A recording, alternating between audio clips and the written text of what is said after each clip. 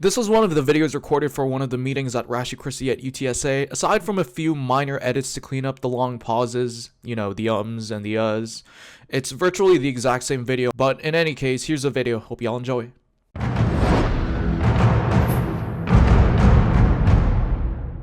All right, good evening, everyone. It's my privilege to introduce Dr. Jonathan McLatchie. Dr. McLatchie holds a PhD in evolutionary biology and brings a rare combination of scientific expertise and philosophical depth to his work.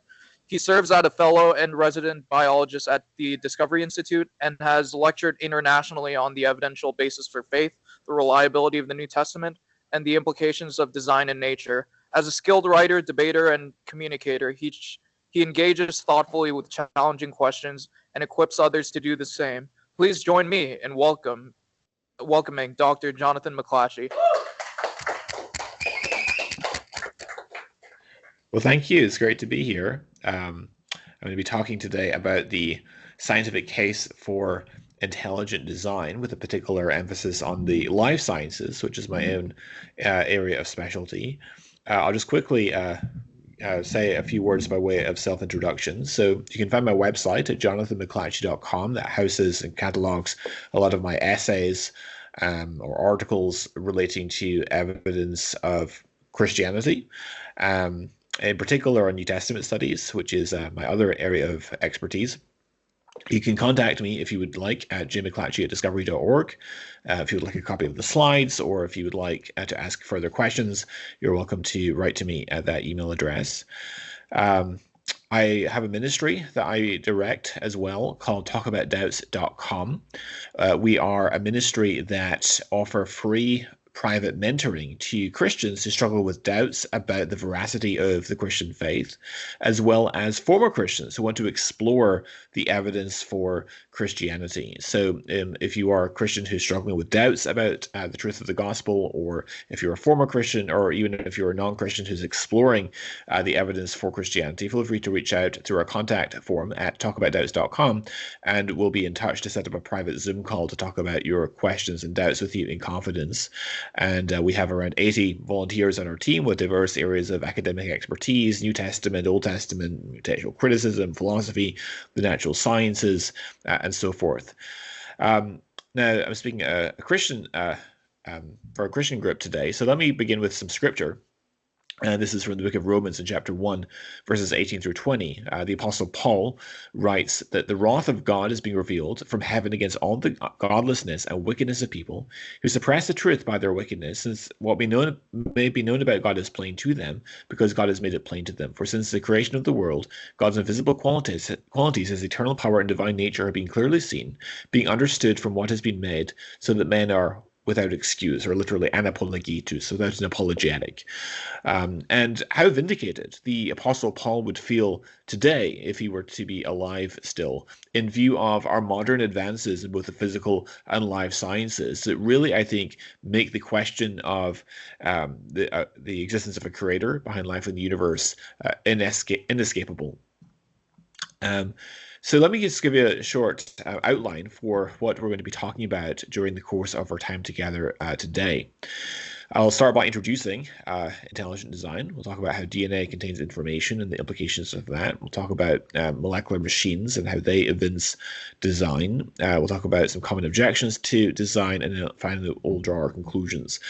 This is an introductory talk today. If you want to explore some of these issues in more depth, feel free to write to me, and I can give you some resources or direct you to other presentations or interviews I've done which get into this more into the nitty-gritty. Or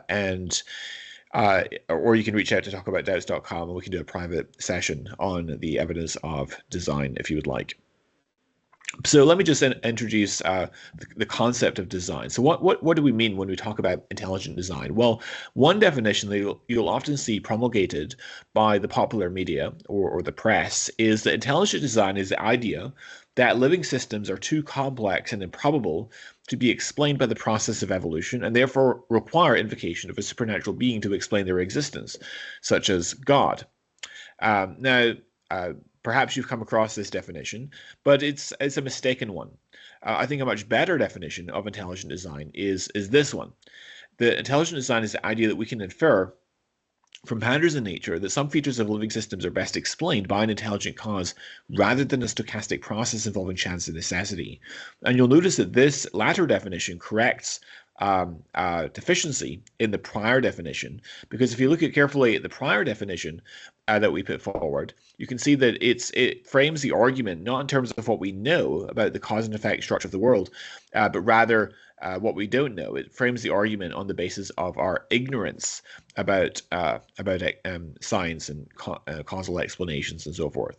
Whereas this latter definition frames the argument not in terms of what we don't know, in terms of our ignorance, but rather in terms of what we do know about the cause and effect structure of the world. We know that there are certain types of features that are best explained in our uniform experience by conscious deliberation, by intelligent causation. And so when we find these sorts of features in living organisms and in the universe more broadly, I think that we are justified in inferring that these too arose by virtue of an intelligent cause. It's an inference to the best explanation. Now, while we're doing some definitional work, let's talk about what is evolution. So the theory of evolution consists of 6 main components, right? You've got the change in allele frequencies in a population over time. And so an allele is just a technical word for a gene variant. And the frequencies of these gene variants change over time in the population, driven by natural selection, different environmental pressures on the organisms. And also by another process called genetic drift, which is basically a more stochastic or random process, by which sometimes an allele comes to become dominant in the population just by chance. That's known as genetic drift. Speciation is the process by which new species arise over time. And there's different definitions of species. The most common one is known as the biological definition of a species, which is to say that new species is, or two populations represent 2 different species if they cannot interbreed and produce fertile offspring. Common ancestry is the idea that all organisms alive today trace their ancestry to a single universal progenitor that is the ancestor of all life. And so all of us and the great apes and the chimpanzees and all mammals, all reptiles, birds, all the vertebrates, the fungus that's growing on the bottom of your foot, all plants, everything is descended from one universal common ancestor that lived between 3 and 4 billion years ago. Then there is gradualism, which maintains that that evolution does not happen by sudden leaps and bounds, but rather it's a very gradual process. It requires hundreds of thousands, millions, hundreds of millions of years. And then there's natural selection, which is the idea that the environment will influence which gene variants go on to become more dominant in the population, which is the process known as fixation, which is fixation describes going from being that lone individual out there that carries that gene variant to becoming the norm that gets established, and that can be driven by differential survival, also known as natural selection. Natural selection, if you will, is the mill that preserves the beneficial mutations and weeds out the ones that are disadvantageous or harmful to the organism. And then finally, there's random genetic mutations, which is the grist for that mill of natural selection. It's the creative force that generates new variations in the population that can be acted on by natural selection. Okay, so how do we detect design in our everyday experience? Well, how many of you think that this is a product of design? Well, no, this is the product of wind and erosion and a great deal of time, right? There's nothing intrinsic to this cliff face that make us immediately think, oh yeah, this is the product of design. Someone carved this particular pattern into the cliff face. No, there's no reason to think that. Whereas what if I were to present you with this image? This is from Mount Rushmore in South Dakota, and you see the faces of 4 recognizable US presidents that are carved onto the cliff face there.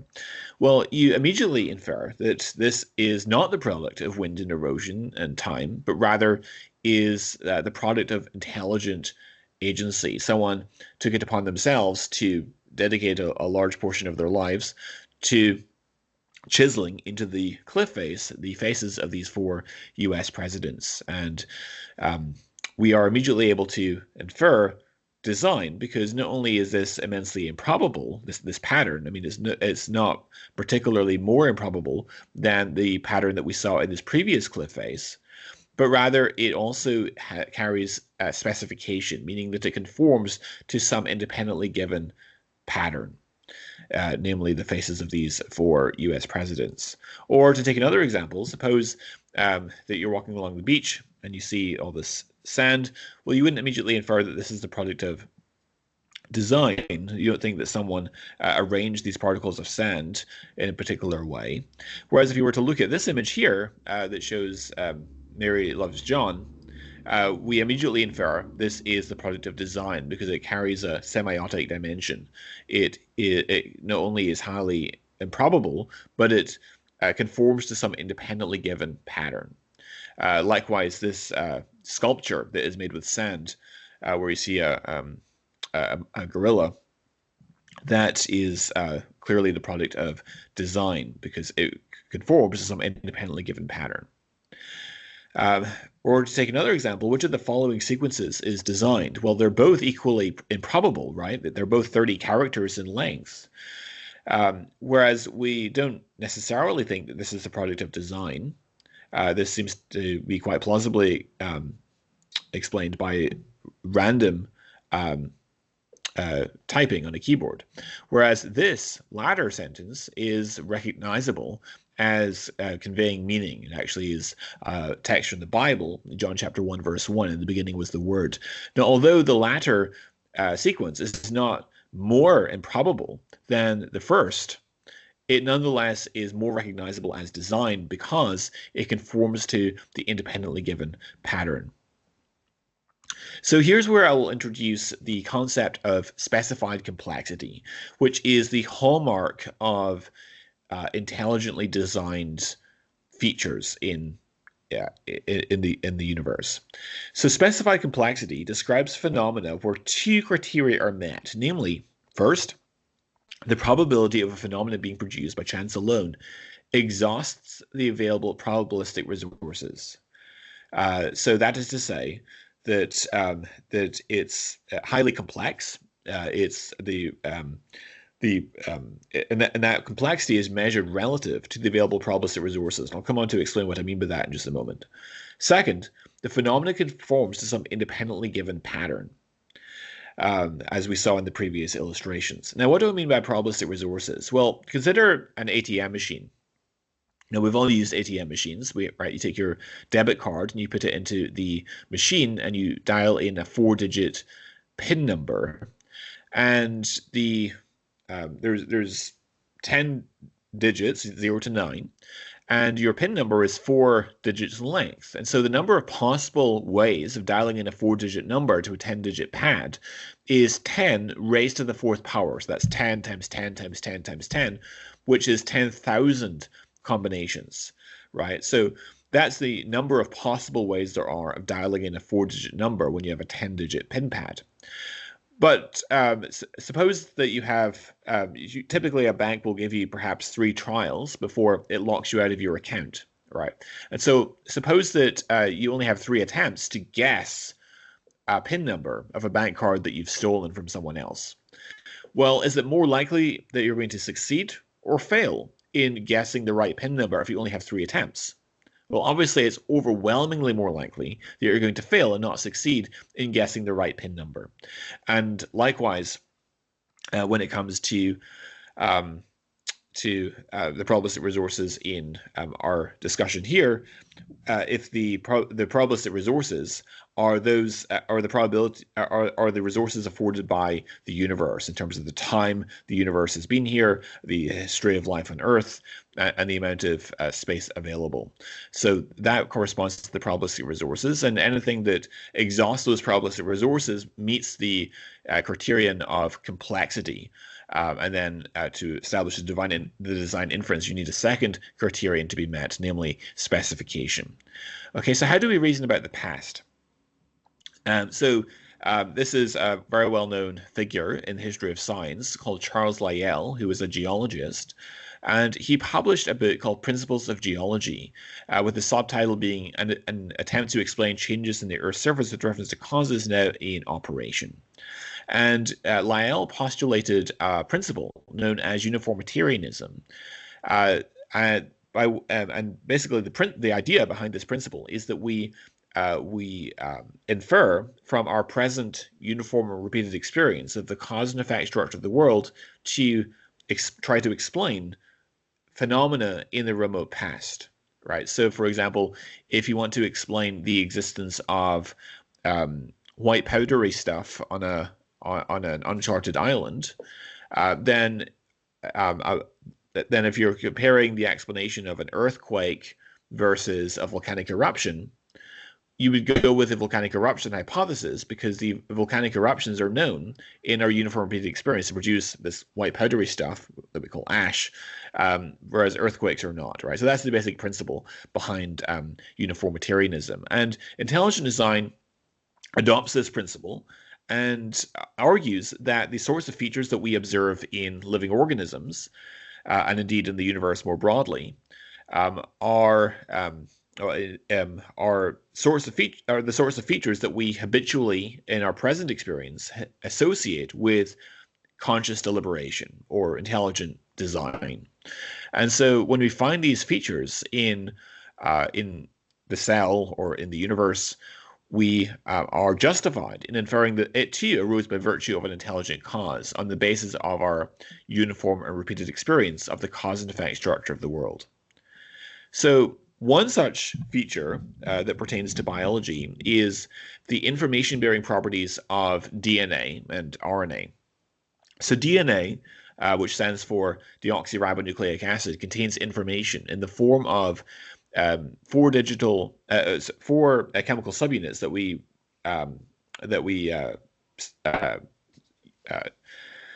denote the alphabetic characters of A, C, T, and G. That information that runs along the spine of the DNA molecule determines, among other things, the sequential arrangement of the amino acids that make proteins. There's 20 commonly used amino acids, and these are all coded for by codons, which are essentially words in the DNA language. They're each comprised of 3 different letters, or what we call bases, in DNA. And when we find language conventions and codes and so forth in any other realm of experience, we habitually associate that with design. And so the intelligent design argument proposes to account for this information content in terms of design also. So here's a short animation that reveals the complexity and engineering prowess and elegance of the information processing that occurs in the cell, by which DNA is transcribed and translated to ultimately result in the sequential arrangement of the amino acids that make up proteins that perform jobs in the cell, including forming parts of molecular machines or contributing to biochemical pathways and so forth.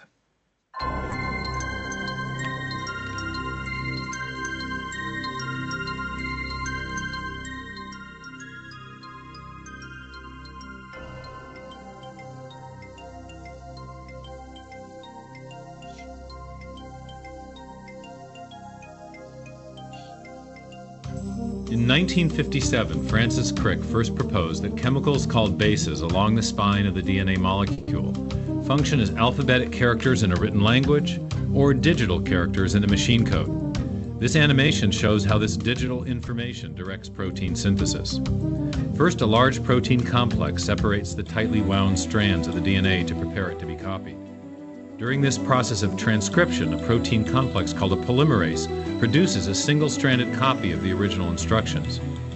Here we see this copy, a messenger RNA molecule, being constructed inside the polymerase as individual bases are positioned and added to the growing strand. Now we see the polymerase in action from the outside as it spits out the messenger RNA transcript. Next, this RNA transcript approaches and passes through a molecular machine called the nuclear pore complex, an information recognition device that controls the flow of information in and out of the cell's nucleus.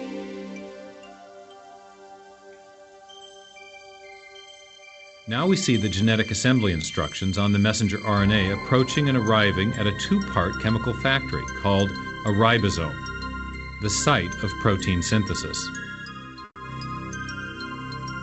As the messenger RNA transcript passes through the ribosome, the process of translation begins. During translation, a mechanical assembly line builds a specifically sequenced chain of amino acids in accord with the instructions on the transcript. These amino acids are transported from other parts of the cell by molecules called transfer RNAs, which link specific sequences of bases to corresponding amino acids. The sequential arrangement of the amino acids determines the type of protein constructed. When the construction of the chain is complete, it is transported to a barrel-shaped machine that helps fold it into the precise shape required to perform its function.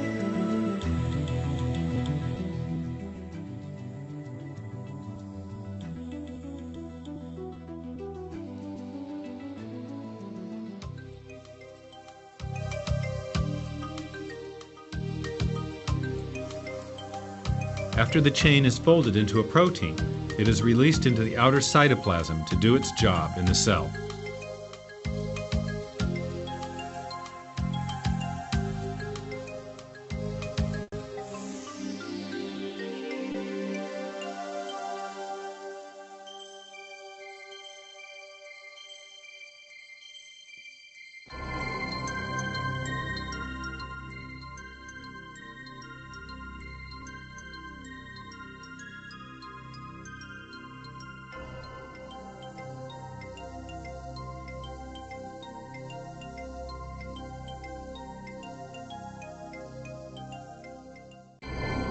So, as you can see in the animation, it's absolutely breathtaking how the information is processed in the cell, going from DNA to messenger RNA and then translated into proteins. And that is made possible by what we call the genetic code, which you can see here on in the chart, which basically describes the assignments of these three-letter words known as codons to amino acids. So amino acids, there's, as I said, there's 20 commonly used amino acids, and there's genetic code redundancy. There's 64 different codons and only 20 commonly used amino acids. And so the amino acids are often specified by multiple codons. And in fact, the genetic code seems to be finely tuned such that, and there's actually multiple levels of fine tuning, but one of those features that is highly optimized in the genetic code is that codons that differ by only one letter, one base, end up specifying either the same amino acid or an amino acid with similar chemical properties. And so this mitigates against the effect of errors that result from mutations. And there's other features of the genetic code that appear to be highly optimized as well. There's three different stop codons, UAA, UAG, and UGA, which signify or instruct the translation process to stop when the stop codon is arrived at, and methionine is typically the first amino acid, and it's coded by AUG, which is also known as the start codon. Now, the sequential arrangement of amino acids will determine how a protein will collapse into its three-dimensional structure. So the sequential arrangement of these amino acids is known as the primary structure, and the secondary structure are these units known as alpha helices and beta sheets, and then these come together to form what are known as tertiary structures or domains, and then these come together to form these multi-domain proteins, which is also known as the quaternary structure. Now, there are, as I said, 20 commonly used amino acids in cellular proteins. And so that means that for a modestly lengthed protein of 150 amino acids, there are 20 raised to the power of 150 possible combinations. So a question that we can ask empirically is so we know that many of these combinations are functional, but also many of them are gibberish, right? And so what is the prevalence of functional and stably folding protein structures in combinatorial space, right? In the English language, there's a lot more ways of writing gibberish than there are ways of writing meaningful sentences and paragraphs, right? And the same thing might be true in life. That's a question that can be empirically investigated.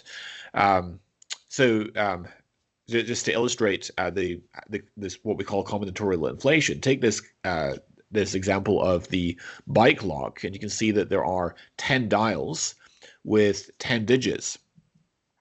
So the number of possible combinations on this bike lock is 10 raised to the 10, which is 10 billion possible combinations.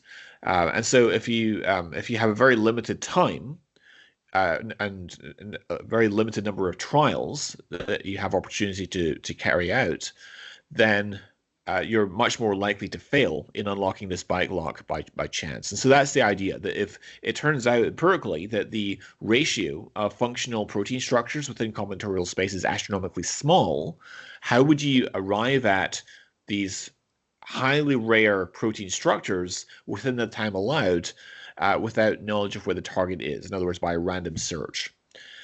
And there's been a number of studies that have been performed on this question. The most famous of those was published in 2004 in the Journal of Molecular Biology by Dr. Doug Axe, who's a colleague of mine.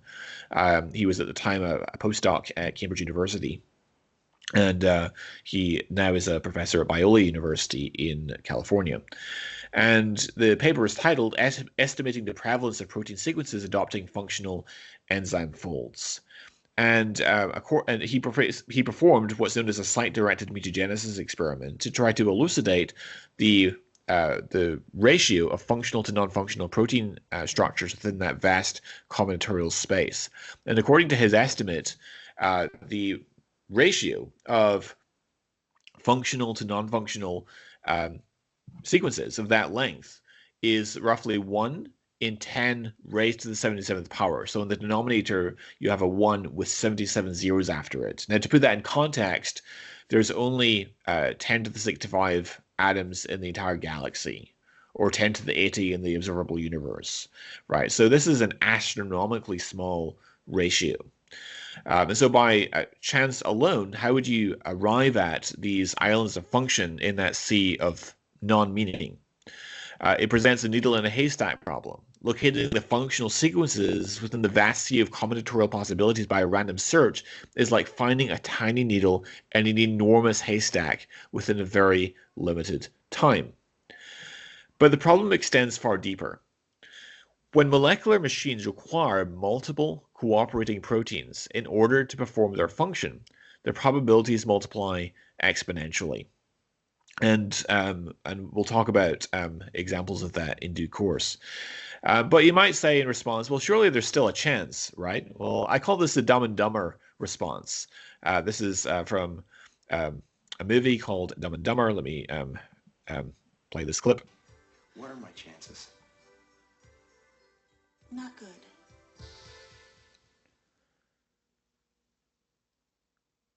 You mean not good like 1 out of 100? I'd say more like 1 out of 1,000,000.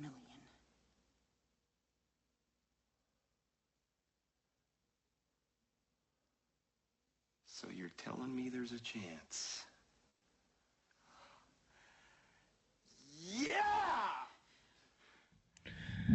Right. So this young man asks says to this girl, "What are my chances?" And she says, "Not good." Not good like 1 out of 100, more like 1 out of 1,000,000. So you're telling me there's a chance, right? So it's not the way to bet. And when the odds are so overwhelmingly small, as discussed here, we are justified in ruling out chance as an explanation. Okay, so let's move on then to talk about molecular machines. So as I said, these probabilities just multiply exponentially when you require multiple interdependent proteins to come together to bring about a higher level objective. Because the probabilities are multiplied. So every time you need a new stable protein structure, and particularly a very specialized and carefully crafted protein structure to perform its job, when you require multiple of these or dozens of these to work together in unison, the probabilities just multiply exponentially. So let me give you a short glimpse into the world of the cell. If this works. Oops, it's not working. Very good.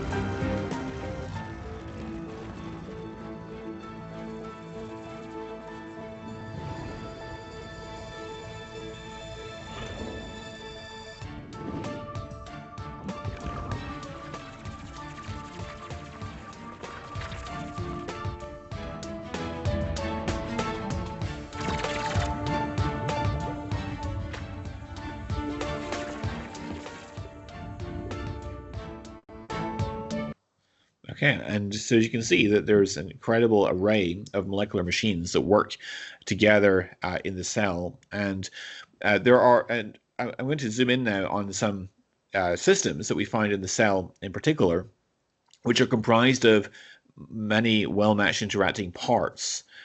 So an example is the DNA replication machinery. And here's a short animation that shows the incredible elegance and engineering prowess of the DNA replication machinery. During DNA replication, both strands of the double helix act as templates for the formation of new DNA molecules. Copying occurs at a localized region called the replication fork, which is a Y-shaped structure where new DNA strands are synthesized by a multi-enzyme complex. Here, the DNA to be copied enters the complex from the left. One new strand is leaving at the top of frame, and the other new strand is leaving at the bottom. The first step in DNA replication is the separation of the two strands by an enzyme called helicase. This spins the incoming DNA to unravel it at 10,000 RPM in the case of bacterial systems. The separated strands are called 3' and 5', distinguished by the direction in which their component nucleotides join up. The 3' DNA strand, also known as the leading strand, is diverted to a DNA polymerase and is used as a continuous template for the synthesis of the first daughter DNA helix. The other half of the DNA double helix, known as the lagging strand, has the opposite 3' to 5' orientation and consequently requires a more complicated copying mechanism.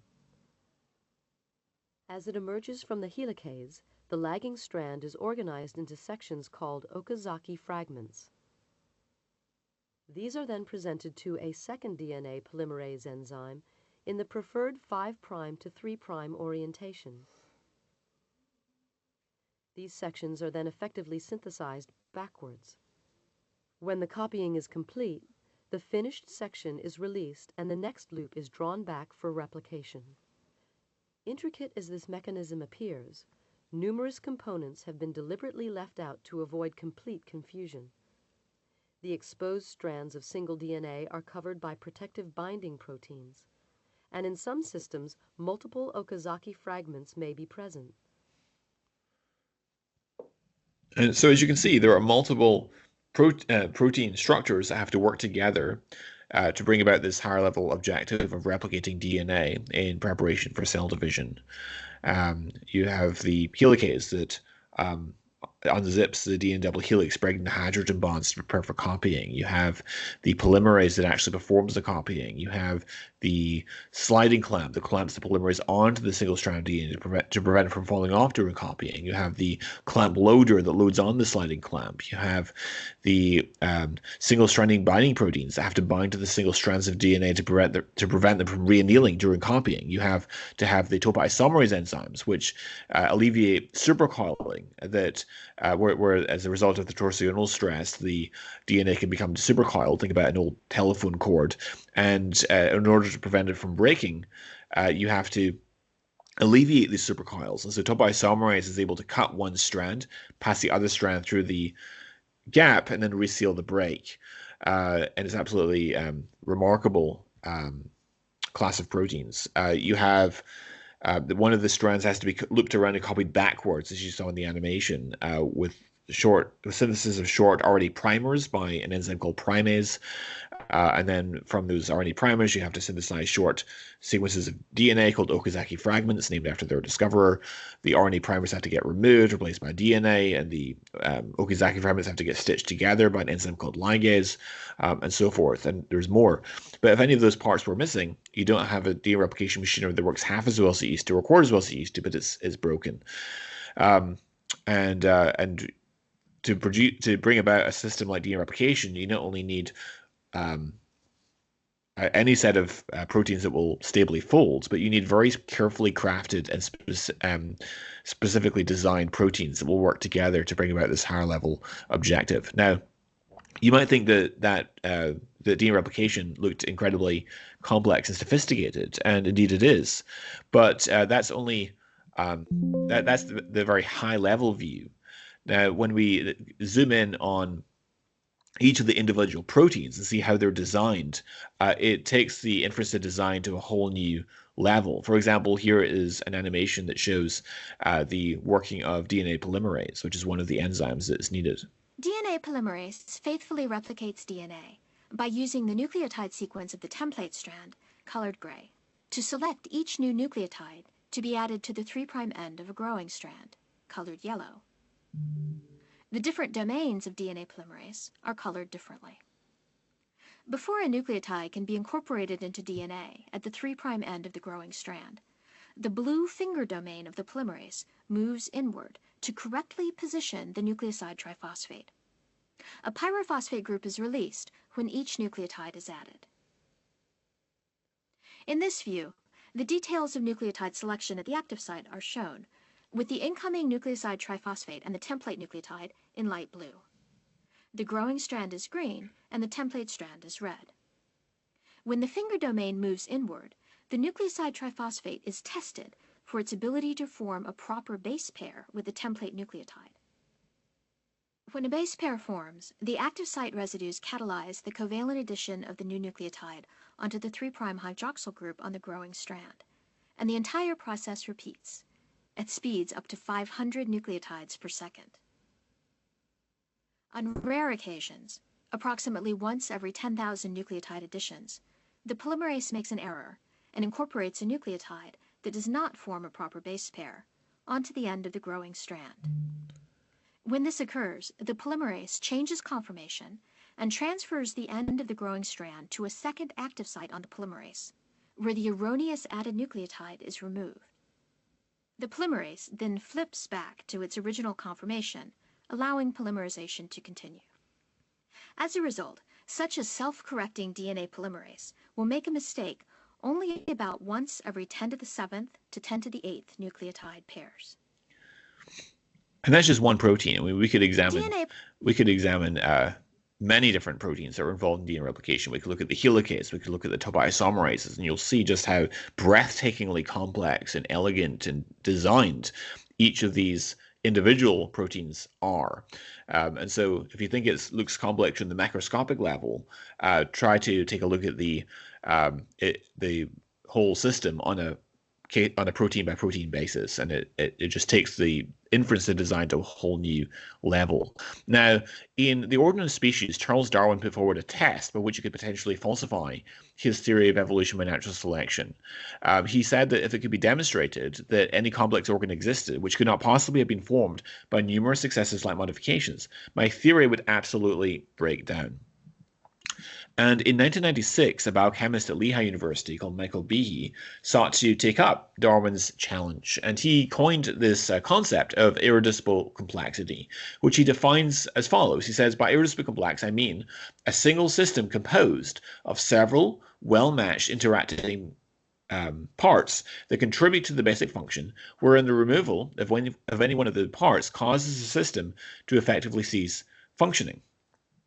And to illustrate, he put forward the example of the mousetrap, which is comprised of a number of different parts. You have the platform, you have the spring, the hammer, the hold down bar, the catch, the staples that hold the trap together, and so forth. And if any of these parts is missing, the trap doesn't catch half as many mice as it used to, or a quarter as many mice as it used to, but it's broken.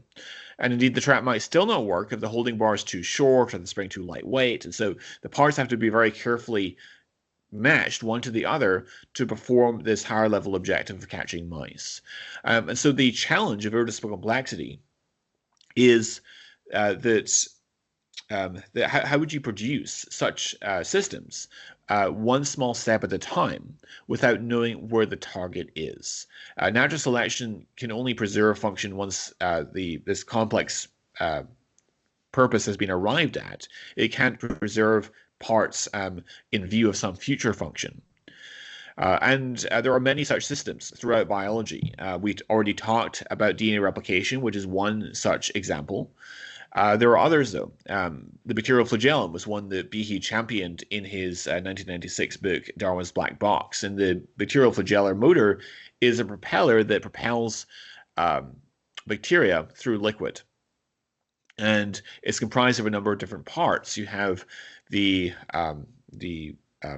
got a stator, you've got a rotor, you've got the rod, you've got a hook or universal joint, you've got the propeller itself, known as the filament, and it sits within the bacterial cell membrane.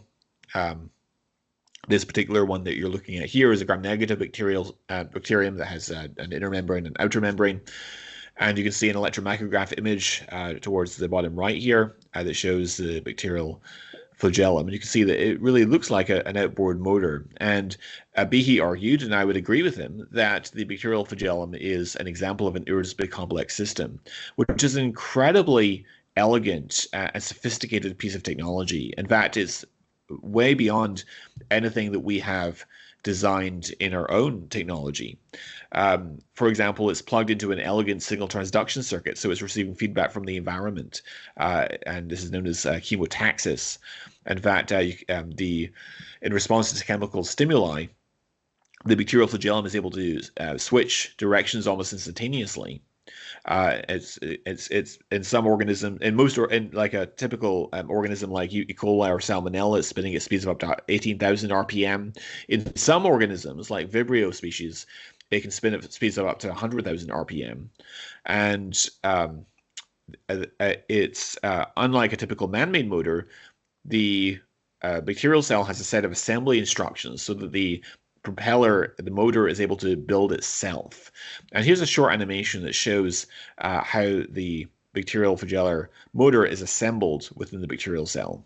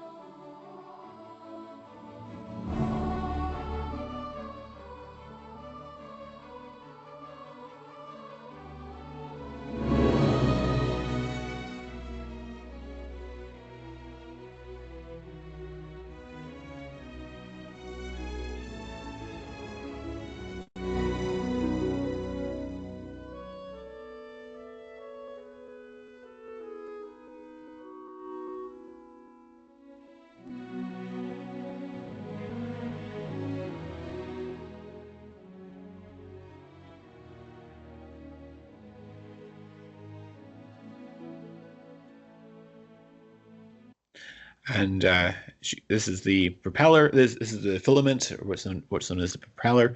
And as you saw in the animation, these subunits of the filament have to pass through this very narrow channel. It's only 2 nanometers in diameter, and this channel is so narrow, in fact, that the subunits are known as fly C.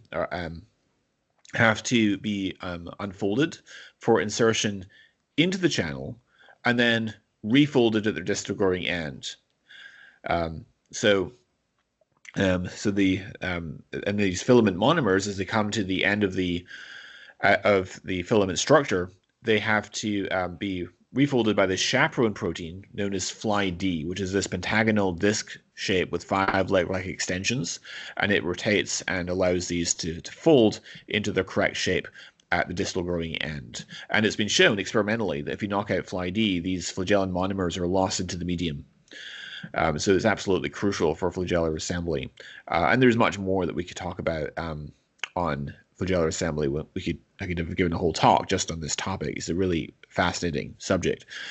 Here's the blueprint of how the flagellar motor self-assembles in the cell. This is known as a transcriptional hierarchy, where you have early genes known as the class 1 genes, which are 2 different genes comprised of flu D and flu C.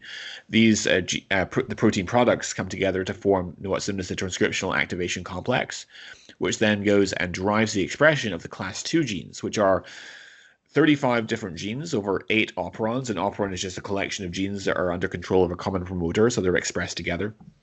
These genes code for the protein components of the hook basal body apparatus.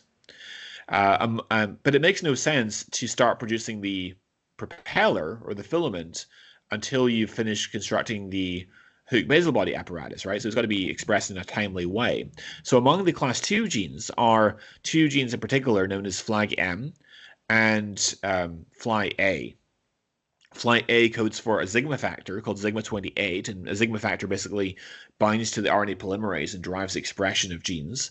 And so sigma 28 is responsible for driving the expression of the class 3 genes, but it's inhibited until the proper time by what's known as an anti-sigma factor called flag M. And when a particular interaction takes place inside this type 3 secretion system, which actually results in it actually controls hook length that is consistent across bacterial species at 55 nanometers. And when that particular interaction within the type 3 secretion system takes place, that triggers what's known as a substrate specificity switch, which basically results in flag M being exported out of this needle complex. Sigma 28 is now free to drive the expression of the class 3 genes, which code for the filament or the propeller, along with the motor force generators and the chemotaxis proteins, which is the signal transduction apparatus of the flagellum. Now, irreducible complexity is not only evidence against evolution, but it's also positive evidence for design as well.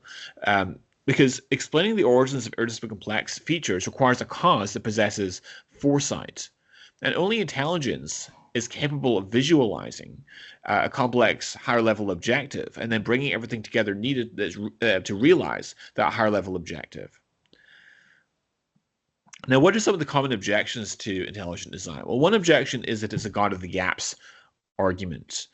And this objection, I think, is a really poor argument, because intelligent design is not a placeholder for that of which we are ignorant, right? We're not saying we can't explain feature X, and therefore we'll just plug in God or intelligent designer to explain it, and then as science progresses, the argument has to retreat with each new advance in scientific discovery. Intelligent design really doesn't work like that. Rather, it's not an argument based on what we don't know, but rather what we do know, that these sorts of features are, in every other realm of experience, are habitually associated with intelligent causes. And so we have a justified inference to design. Or put another way, these sorts of features that we observe are not especially surprising if we suppose that a mind is involved. I mean, we're talking about information-rich systems and these irreducibly complex machines and so on. Whereas they're wildly surprising on the falsity of design. And so in view of that top-heavy likelihood ratio, if you will, we have a very strong inference to design. Another objection is that intelligent design isn't science, and there's a number of reasons people say this. This also is a quite weak objection, in my opinion. One is to say that intelligent design violates methodological naturalism. Now, the spirit behind methodological naturalism is that we shouldn't invoke phenomena that we have no experience with, right? Because how would you go about empirically testing such a claim? Whereas intelligent design, I would argue, doesn't actually violate methodological naturalism in principle, because intelligence as a type of cause is a part of the natural world. And so we actually have some experience, quite a lot of experience, of the effects of intelligent causes. Another objection is that intelligent design is not falsifiable. But philosophers of science have now come largely to reject falsifiability, Karl Popper's criterion, as a demarcation for science versus non-science. But in any case, I think we can actually falsify in principle intelligent design, because intelligent design makes certain predictions. For example, intelligent design predicts that when we observe living organisms, we'll see systems that are rich in specified complexity. If we were not to find that, then that would be a falsification of the design thesis. Intelligent design does not make testable predictions is another claim, but that's just false. I think intelligent design does make testable predictions, such as that biological systems will be information rich, that the fine-tuning of the laws and constants of nature will be seen to increase as we discover more, rather than diminish as we discover more. That intelligent design predicts that most of the human genome will be functional rather than non-functional junk, as used to be thought to be the case, etc. So intelligent design, I would argue, does in fact make testable predictions. Another objection is that intelligent design has no heuristic value. It's a sign stopper, whereas I would argue that thinking about biology from an engineering point of view and recognizing how engineering helps us to make sense of biology is quite fruitful in terms of heuristic value. And as I said already, intelligent design encourages us to look for functions, for example, for junk DNA, whereas Darwinian evolutionary theory might discourage it. Because on evolutionary theory, you expect there to be a large preponderance of non-functional sequences. It also encourages us to search for functions for or reasons for apparently suboptimal design, for example. So I do think intelligent design has heuristic value. Another objection is that intelligent design invokes unobservable entities, but many other disciplines also invoke unobservable entities. Particle physics does, for example. So that also is not a very good objection. Or intelligent design doesn't address the modus operandi of design. How did the design come to be instantiated? But I would argue that's a logically downstream question of the initial inference to design. You can make an inference to design even if you have no idea how the design came to be instantiated. Or intelligent design isn't science because a judge in Dover said so. This, of course, being in reference to the Dover versus Kitzmiller 2005 ruling in Pennsylvania. But since when was it the prerogative of a district judge to make pronouncements on the philosophy of science? That seems, and also Judge Jones's ruling was very ill-informed, and he made a lot of mistakes as well. So I don't think any of these objections are particularly good. So in conclusion, intelligent design is based on standard principles of scientific reasoning about the past, what we call the historical abductive method of inferring to the best explanation from multiple competing hypotheses.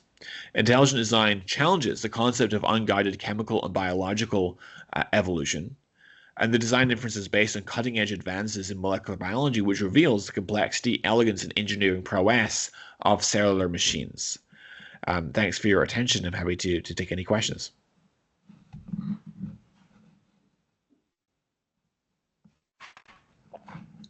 All right, thank you for that, Dr. Jonathan McLatchie. We'll proceed to the Q&A, the Q&A portion of today's talk. So I guess the first question will be from me, and it's basically, how do you suppose that, like, I know my question is a little bit of speculation, but what do you think the solution is to, like the situation with Dover versus Kitzmiller? Because my reading of that case is, intelligent design has too many implications on worldview, and religious topics that we can't teach it in like the science classroom where there's supposed to be a separation of like church and state. Um, and so like I'm wondering like what the solution is. Like maybe are we to like start having like separate institutions of learning that don't necessarily mandate methodological naturalism, or what's your reading on that? Well, I don't think that intelligent design does violate the establishment clause of the First Amendment at all, in the same way that Big Bang cosmology doesn't, right? Big Bang cosmology also has implications for the subject of religion, right? I think that the fact the universe seems to have had a beginning, so far as we can tell, is evidence for a creator, because it's less surprising, supposing that there's a creator behind our universe, that the universe would have a beginning. If it turned out that the steady state model was substantially correct, which maintained that the universe is past eternal, that would be rightly taken as evidence against theism, because it sits more comfortably on an atheistic paradigm than on a theistic one. And so by extension, the fact the universe seems to have had a beginning, I think, is evidence in favor of a theistic view. And so are we not allowed to teach cosmology either? I mean, that seems absurd. And moreover, evolution also could be argued to have anti-religious implications. So is that violating the Establishment Clause? I mean, it seems to me silly at that point. Now, although I don't think that intelligent design does violate the Establishment Clause, nonetheless, it's Discovery Institute's position and mine that we don't advocate for the teaching of intelligent design in the public schools, because that tends to politicize the theory, and we'd rather be making our case in the scientific literature, as we are doing, rather than get bogged down in these sorts of political wars. But yeah, does that answer your question? Yeah, for sure. So basically like a bottoms up approach instead of like a tops down. Yeah, Much. right.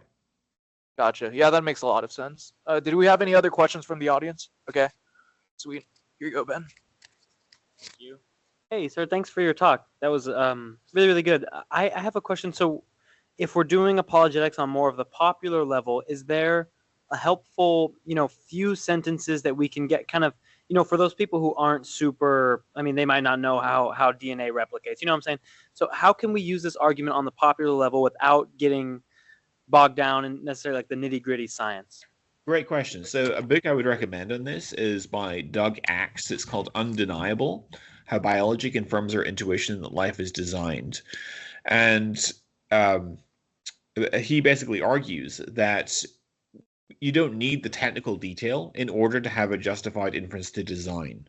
In fact, most people grasp this at a very intuitive level. In fact, throughout most of human history, most people have been theists, right? It's only until relatively recently, in the last century and a half or so, that the tide has really changed on that. But throughout most of human history, people have largely taken it for granted that there's a creator, and I think you can make I think that most people grasp that inference at a very implicit level, and I mean, when we look at biological systems, and you can see some of there's tons of animations that you can find on YouTube of the complexity and elegance and engineering prowess of molecular machines. I mean, the technical detail of the argument can be given, but I don't think it's necessary in order to make the point, because people, I think, grasp it at a very intuitive level. Does that make sense? Okay. Did we have any other questions from the audience? We got one. Here you go, Patrick. Thank you. Hey, I'm Patrick. Oh wait, this thing on? Dang. Okay. So for me, like, I used to be an atheist. So for me, it was kind of like understanding evolution and then learning about like, oh, God created everything. Okay. For me, like, I never had a problem. Like, there was never any sort of what would you say? Like, those ideas that for me never butted heads, because I was just like, oh, if evolution from, single-celled life to multicellular life, if that's how everything happened, then God probably did that, So like, I never had an issue with like that idea, but how do we kind of communicate that to people? So you're saying that you never had a problem with the idea of God using evolutionary theory, and so what's the question off the back of that? So like, I don't know if I'm wording this properly, but like, I never it it just made sense to me because I was like, oh, if the Big Bang happened, then what created the Big Bang? That's God. If evolution happened, what created that? That's God. So people who don't that think they're kind of like diametrically opposed, like evolution and like creationism, like how do you kind of communicate? Yeah, I mean, that they're not obviously exclusive? obviously God could have done it that way, right? But the question is, what does the evidence actually indicate? So yes, I mean, God could have created through evolution, but did he? The evidence seems to indicate no. So this is more of a scientific question than a theological one for me. Does that make sense? I think so. Yeah. All right. Well, thank you.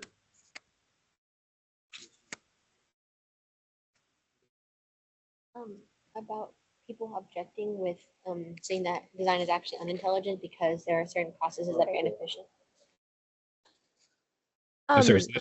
How would you go about it, if someone objects and says that design is actually unintelligent because there are certain processes like biological processes that are like inefficient? How would you go about refuting that, or how would you respond to that? Have a specific example in mind, or I can give you examples if you don't. That's not what I was gonna say, but like maybe the building up of lactic acid without oxygen or something like that.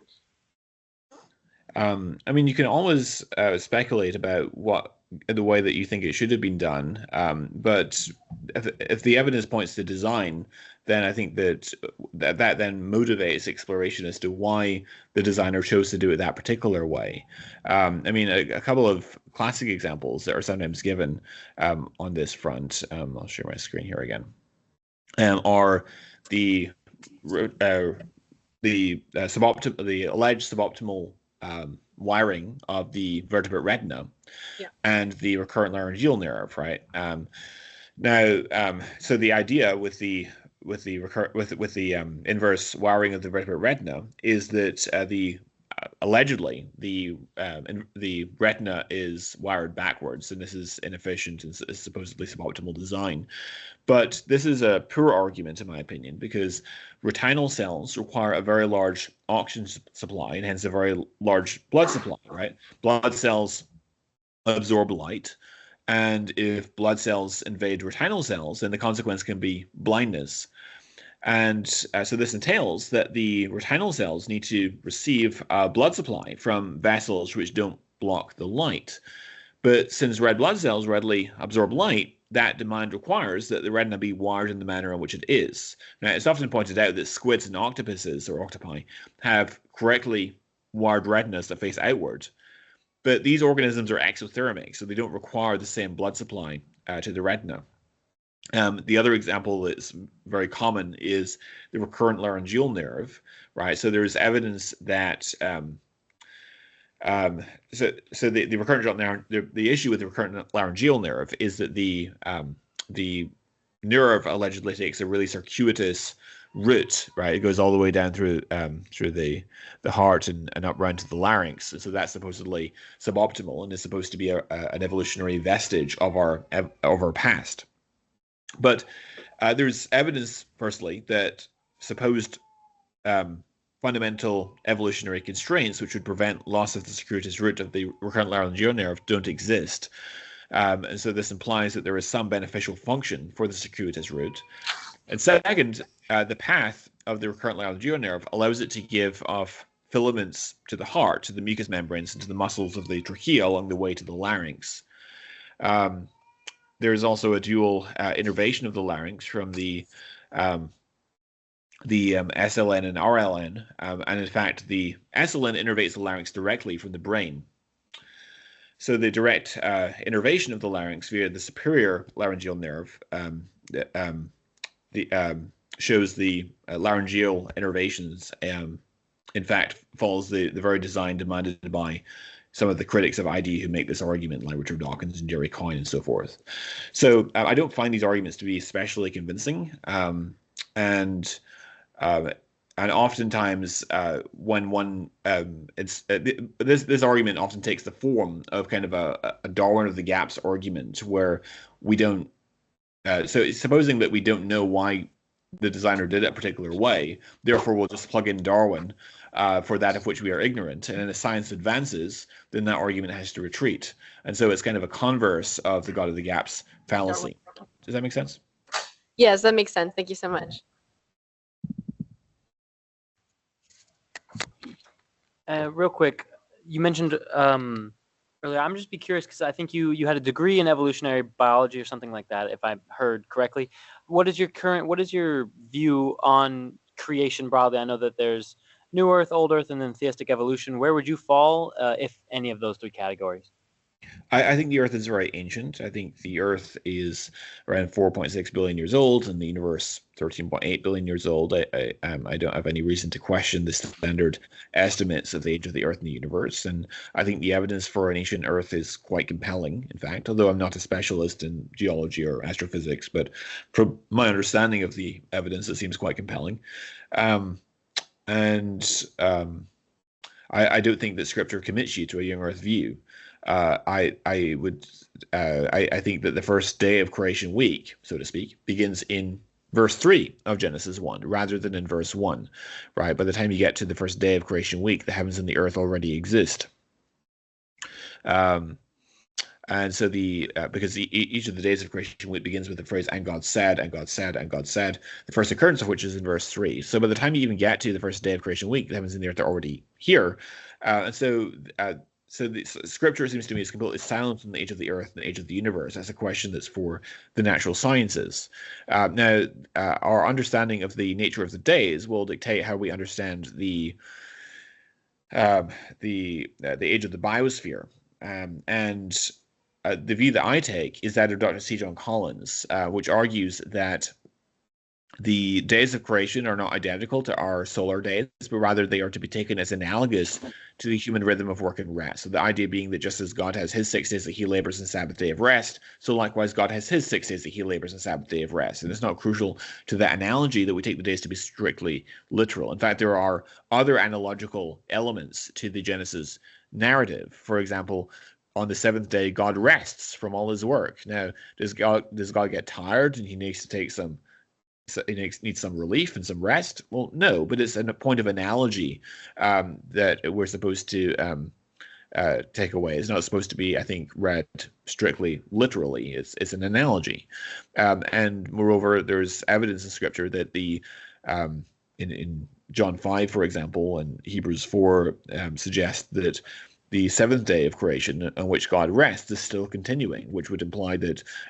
the 7th day isn't necessarily to be taken strictly literally. And so why should we take the other 6 days as being strictly literal? So that's the view that I take. I do very strongly affirm the existence of a historical Adam and Eve.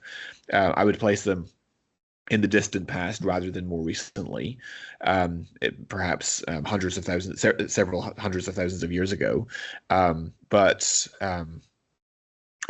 think that the genealogies in Genesis 5 and 11 quite plausibly have gaps or missing generations.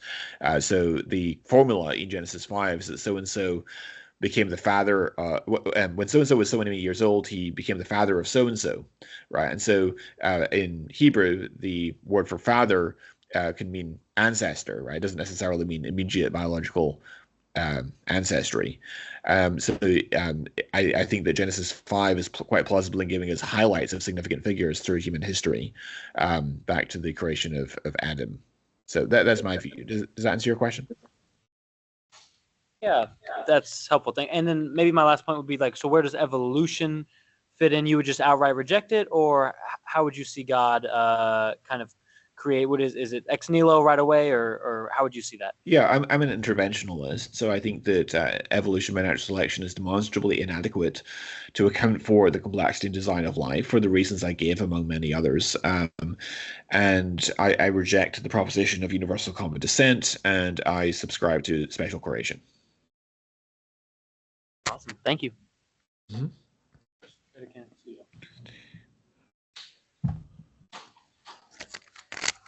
wanted to double check. Is that all the questions we had for today? Oh, we have one more.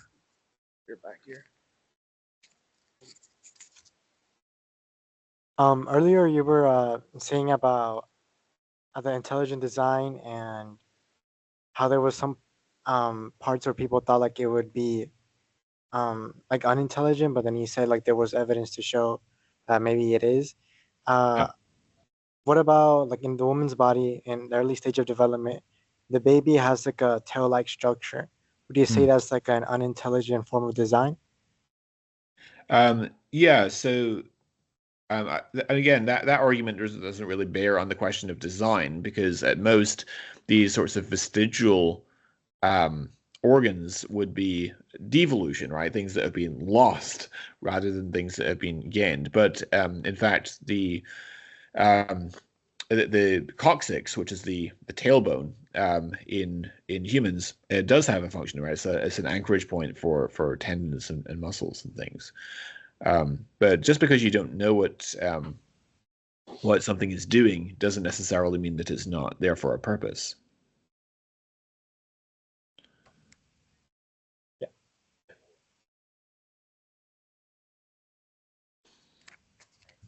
All right. Did we have any more questions from the audience?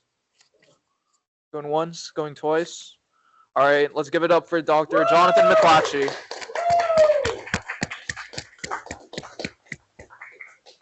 Doctor, do you have any last pieces of advice or anything you wanted to plug in? Any last words for us? Check out Science and Culture Today, which is the blog of Discovery Institute, scienceandculture.com, I believe it is. Just double check. Is that scienceandculture.com. I'd also refer you to my website, jonathanmclatchie.com. And if you would like to set up a private Zoom call to talk about the evidence of design, or indeed the case for Christianity in far more depth, feel free to reach out, talkaboutdoubts.com, and we'd love to schedule a private call to talk about the evidence for Christianity with you. All right. Thank you, Doctor, so much. Have a good one. All right. Take care. Bye. You made it to the end of this video. If you enjoyed it, please hit like, subscribe, and that notification bell for more content. Got questions or ideas? Drop them in the comments below. Until then, next time, thanks for watching. This is Boy Paul signing out. Peace.